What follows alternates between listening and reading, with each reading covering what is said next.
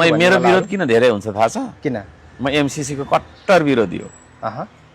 तपाईलाई मैले आज एकदम तलको कुरा भने। त्यस कारणले हो तपाईलाई विरोध गरे? यस। तपाईलाई विरोध गर्ने सबै एमसीसी को पक्षधर हुन्। यस। यो देशलाई बेच्नु छ क्या? यो देशमा विदेशीको हालिमुहाली गराउनु छ।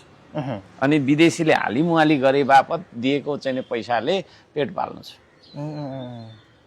यो देशको तपाईको तपाईको चाहिँ नि हैन हाम्रो चाहिँ नि सार्वभौम सत्ता सार्वभौमिकता बचाउनलाई त यति धेरै आवाज उठाएर एक्लै भए पनि आएको मान्छे एउटा नेपालको झण्डा बोकेर राष्ट्रिय झण्डा बोकेर 85 दिन त मैले तपाईको चाहिँ नि एमसीसी विरुद्धमा पदयात्रा गरे हो। प्रदर्शन मेरो भन्दा अगाडि धेरै पहिला मेरो सदनमा सबभन्दा पहिलो नम्बरमा मैले के माग गराएको थिएँ तपाईलाई थाहा छ? एमसीसी खारेज गर्नु पर्यो भनेर। यस।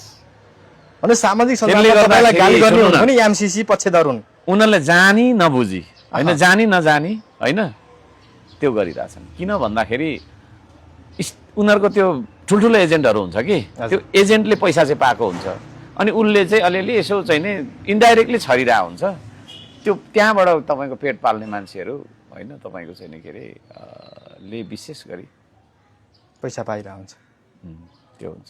कस्तो हुन्छ भने चुनावमा पनि थुप्रो मैले अब भाग लिएँ। थुप्रो लिएँ भन्दा पनि 3टा चुनावमा भाग लिएँ। एउटामा हारेँ 2टामा जितेँ। त्यसमा पनि के हुन्छ भन्दाखेरि मत निर्माता भन्ने हुन्छ क्या इङ्ग्लिसमा ओपिनियन मेकर भन्छ। एउटा टोलमा एउटा बस्तीमा 2-4 जना ओपिनियन मेकर हुन्छ। उसले के भनिरहेको हुन्छ भने मलाई पैसा कति दिने मसँग 200 भोट 400 भोट छ भनिरहेको हुन्छ हैन।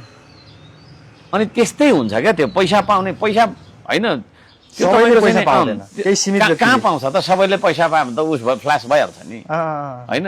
त्यो गोपनीयताको शपथ ग्रहण गरेको लगायतका त्यो लेभलबाट उसले चाहिँ पैसा पाउँछ त्यहाँसम्म आउँछ। त्यहाँदेखि उता चाहिँ उसले यसो चिया खुवाएर चाउमिन खुवाएर के गरेर पालिरहेको हुन्छ क्या।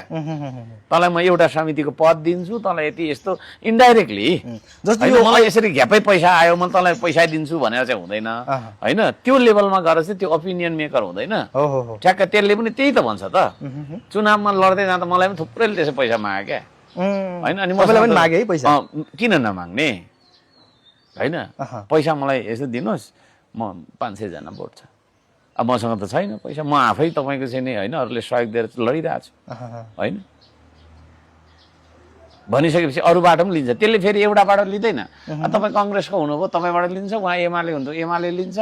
अब अर्को को छ हैन रासपाको होला त्यहाँबाट पनि लिन्छ हैन। सबैलाई धोका। भोट कसलाई? भोट त अब जसलाई के अरे जसलाई हान्छ हाल्छ नि उसले भन्ने हिसाबबाट जान्छ। अब त्यो मान्छे को कुन चाहिँ पार्टीको हुन्छ भने फेरि त्यो भन्दैन पनि त्यस्तो मान्छे। त्यस्तो खालका मान्छेहरूले चाहिँ तपाईँको पैसा दिएर हराएको हो क्या। जस्तो तपाईँले यो सामाजिक सञ्जालमा यो देशलाई सिद्ध्याउनका लागि लागेका छन् मान्छे यति बुझ्नुहोस्।